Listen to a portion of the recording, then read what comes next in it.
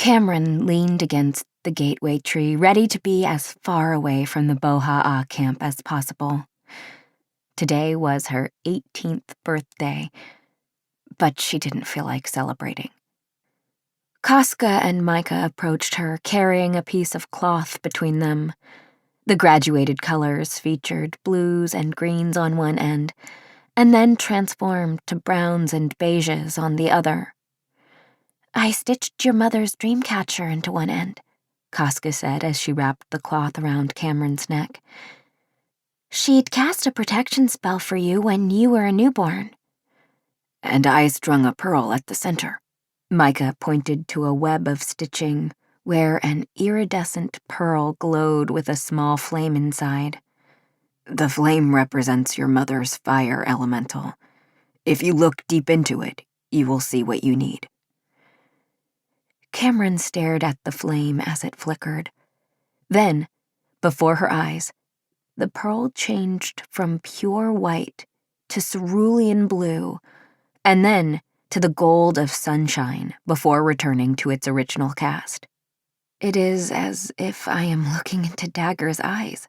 Casca hugged her. "If he is alive, the flame will guide you to him. Put the pearl near your heart as you fall to sleep.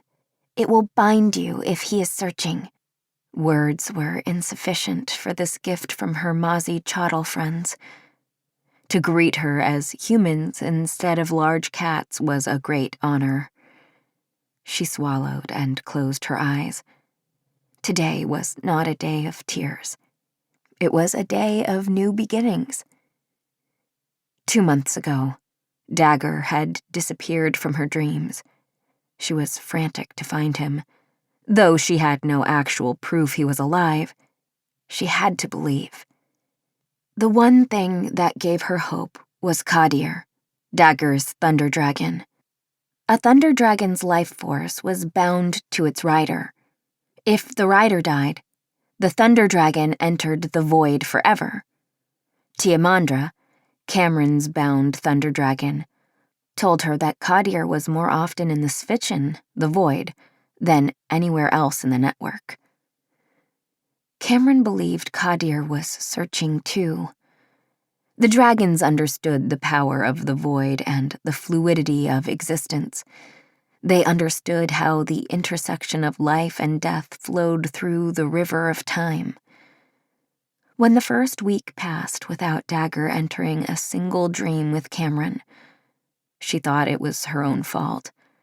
She was always so tired at the end of the day, between pulling mutated lichen from the ground and trying to force herself to use her powers. She was dropping into bed half dead, calling for him to join her. That first week, she thought perhaps she was too tired to dream. At the end of the second week, panic set in.